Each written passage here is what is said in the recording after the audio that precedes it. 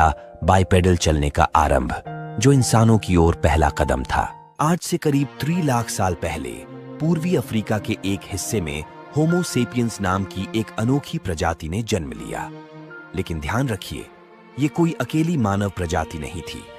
उस समय धरती पर कई इंसान जैसी प्रजातियां थीं, जैसे कि होमो इरेक्टस, जो अपराइट यानी सीधे खड़ा हो सकता था, या फिर होमो हैबिलिस, जो थोड़ा बहुत औजार बनाना जानता था। लेकिन इन सब में एक चीज सबसे अलग थी, होमो सेपियंस का दिमाग। इनका मस्तिष्क औरों से कहीं ज्यादा बड़ा था। सोचने, समझने और कल्पना करने की शक्ति बाकी सभी से तेज थी, और यही बात उन्हें धीरे धीरे सबसे ऊपर ले गई।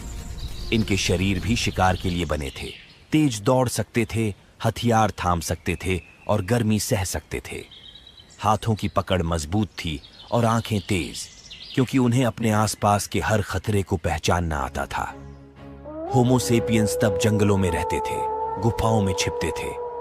उनके पास कोई स्थायी घर नहीं था।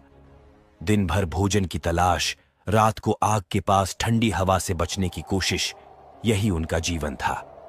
वे झुंडों में रहते थे, छोटे छोटे समूहों में, जिनमें 10-20 लोग होते थे। ये झुंड एक परिवार की तरह होते थे, साथ चलना, साथ खाना, साथ लड़ना। हर सदस्य की अपनी भूमिका होती थी। कोई शिकार करता, कोई जड़ी बूटियां खोजता, तो कोई बच्चों को संभालता। और अब सोचिए, ना कोई भाषा थी, ना कोई नियम, ना कोई भगवान, ना ही कोई राजा। बस भूख, डर और जीने की जिद। पर इसी जिद ने उन्हें बदल डाला।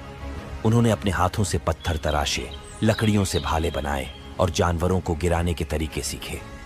ये शुरुआत थी एक ऐसी यात्रा की जो उन्हें अफ्रीका से बाहर ले जाएगी और फिर धीरे धीरे पूरी धरती पर फैला देगी।